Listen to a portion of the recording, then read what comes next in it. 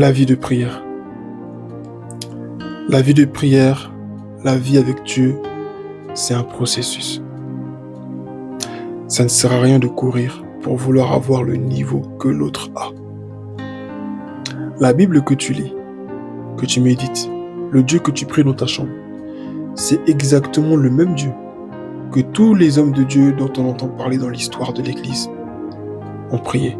C'est le même Dieu, c'est la même Bible, c'est le même Saint-Esprit qui vit à l'intérieur de toi.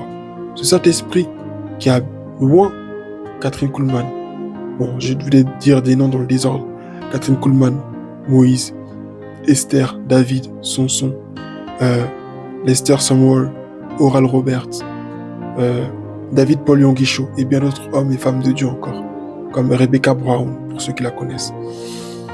Cet esprit qui agit à travers toutes ces personnes et au travers même de ton pasteur dans ton assemblée, que ce soit un homme ou une femme, sache que c'est ce même Saint-Esprit qui vit en toi. C'est la même parole que tu as entre les mains. Alors, sois patient. Donne-toi du temps. Ça ne sert à rien de te presser ou d'être frustré parce que tu n'arrives pas à réaliser ce que les autres ont réalisé. Tu n'es pas obligé de faire ce que les autres font. Tu n'es pas obligé de prêcher comme les autres prêchent. Tu n'es pas obligé de faire les choses comme les autres l'ont fait. C'est vrai, il y a des modèles qu'on nous donne, des exemples, des références qui sont au milieu de nous. Et c'est normal d'avoir des références humaines. Mais n'oublie pas que ta référence par excellence, c'est Christ.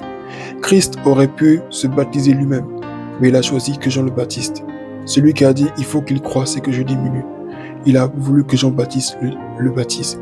Jésus a accepté que le Saint-Esprit de Dieu l'emmène dans le désert pendant 40 jours, où il était tenté par le diable. Jésus a accepté de revenir, de faire des miracles. Jésus s'est donné un processus avant d'aller à la croix, avant d'accomplir ce pourquoi exactement il était venu. Jésus s'est donné du temps. Il est parti étape par étape. Et il est hors de question que toi et moi, nous n'allions pas étape par étape. Donnons-nous du temps. Oui, aujourd'hui, tu es encore tombé dans un péché. Mais le plus important, ce n'est pas le nombre de fois où tu tombes dans un péché, mais c'est le nombre de fois où tu te relèves. C'est le nombre de fois où tu reviens au Seigneur. C'est le nombre de fois où tu dis « Seigneur, je suis faible, j'ai besoin de toi ».